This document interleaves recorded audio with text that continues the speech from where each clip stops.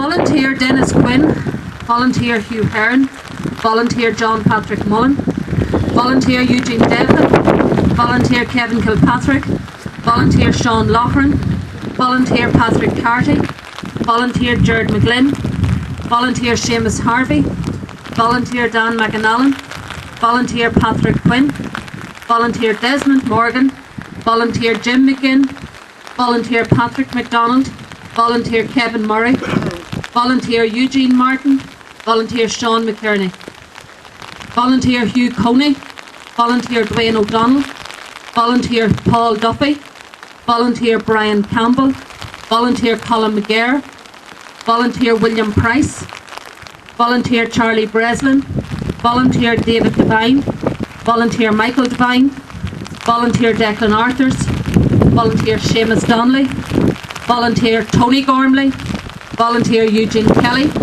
Volunteer Paddy Kelly, Volunteer Jim Lina, Volunteer Pádraig McKearney, Volunteer Gerard O'Callaghan, Volunteer Martin Hurson, Volunteer Seamus Woods, Volunteer Brian Mullen, Volunteer Gerard Hart, Volunteer Martin Hart, Volunteer James Joseph Connolly, Volunteer Liam Ryan, Volunteer Desi Brew, Volunteer Martin McCaughey, Volunteer Noel Wilkinson, Volunteer John Quinn, Volunteer Malcolm Nugent, Volunteer Tony Doris, Volunteer Lawrence McNally, Volunteer Pete Ryan, Volunteer Danny McCauley, Volunteer Sean O'Farrell, Volunteer Kevin Barry O'Donnell, Volunteer Patrick Vincent, Dana Tobis Malloy, Dana James McCaughey, Ian Lay Volunteer James McBellamy, and Volunteer James Alex Patterson.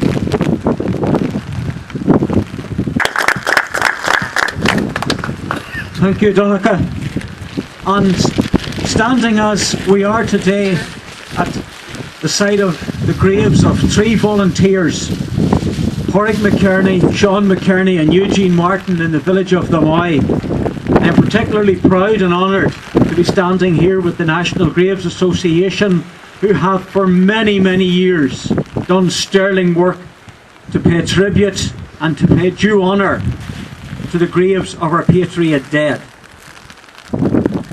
It strikes me that from time to time that while some of the patriots, those that are perhaps better known, while they clearly deserve a monument, it's arguable that because of the glory and the honour and the everlasting fame that will surround their names, that perhaps while they deserve a monument, they may not quite so much need it, because their glory and their names will live forever.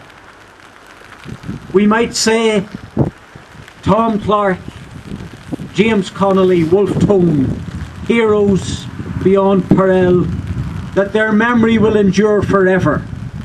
But there are occasions, and this is why I would suggest that the National Graves Association and all others that spend so much time and effort caring for and bringing to memory those patriot dead, and there are many thousands not so well known, that is an extremely high tribute to the sterling work that these people do, and for that we pay them enormous credit and tribute. Thank you for that from the bottom of our heart. We have had quite a long journey today through Tyrone. We have visited the graves of 7 other volunteers, patriots and heroes who gave their lives on the 8th of May 1987 in Loughgall in the cause of a free and independent and sovereign Irish Republic. But as we travelled that journey today, we also noticed many, many other graves of other patriot dead. And as Donica has said here today, we're remembering also the dead of an earlier campaign, of an earlier operation, Sean McKearney and Eugene Martin. 38 years ago today, Sean and Eugene laid down their lives for the cause of the Republic. Both men were 18 years of age. And it's something that we should always remember, that a human being has one life to live and one life to give. And that ultimately, every life given, every life laid down in the cause of the Republic is equally valuable. We distinguish not between the value of one life and another. And for that we call to memory the sacrifice made by Sean and Eugene. Two men barely out of boyhood, 18 years of age, 38 years ago today, laughing and smiling before they left their home and dead before midnight. It typifies the spirit that we have heard of, spoken of here by Donna, mentioned through that wonderful poem, brought evocatively to memory by the lament played by Eddie Devlin. The spirit of the 8 volunteers who travelled to fight for this republic, to establish a republic across this island that evening in May of 1987. It's also worth keeping in mind, just as we were reminded that these men were volunteer soldiers, some of them more experienced than others, but none of them were professional soldiers. None of them were mercenary troops. None of them were hired gunmen. They were volunteer soldiers. They were men who learned the use of arms, not from professional military men, but from other comrades. These were working men who gave of their time, their freedom, and ultimately of their lives for a higher objective, for a glorious ideal, and not for money, not for glory, not for fame, or not for prestige, but in order to establish something that would benefit the generations to come, to allow us to live in freedom and dignity, to allow us to govern, us the people to govern, that we, the Irish people, would govern in this, our own homeland. At present, and it's well known that for different reasons, the sovereignty of the people, and it is the sovereignty of the people that is absolutely key to our understanding and comprehension of republicanism. We should never forget that while it is a primary objective of Irish Republicans to expel the foreign occupation, that the expulsion of the English, of the British, is not our ultimate objective. Our ultimate objective is to establish an independent and sovereign republic, and to do so, it can only be facilitated when we have removed the occupier.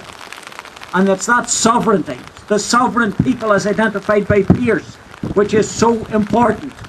Sovereignty is again challenged today, and not just by the old traditional enemy of England, but it's being challenged by what's happening to us in Europe and in the European Union.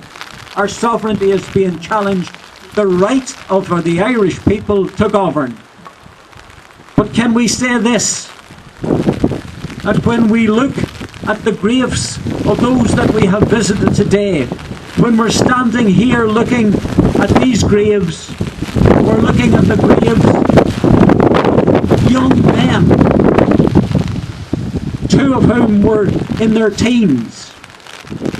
This says to us clearly and unambiguously that there has been people on this island, men we have known, men we have loved, whose courage, determination, sacrifice has told the world and reassures us that our people will be sovereign and that our republic will be established.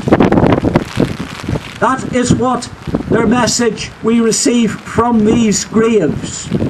And might I say this, that for so long as we have people such as yourselves, people clear in their own minds, why we come here to honour these men. We honour these men and we honour their sacrifice. But above all, we honour the cause for which they died. It is the cause for which they died that we hold dear. We honour that cause because we're honouring the memory of those who gave their lives on behalf of that cause. And for so long as we pay honour and tribute, so long as we hold the memory of these heroic volunteers dear in our hearts, so long as we are prepared to stand by their gravesides, paying tribute to their sacrifice, we're also paying a tribute to the cause for which they laid down their lives, and that cause someday will come to glory and come to victory, because they have given their lives to do so. They have made the sacrifice that guarantees that someday, somehow, we will be free in an Irish Republic that is sovereign and independent.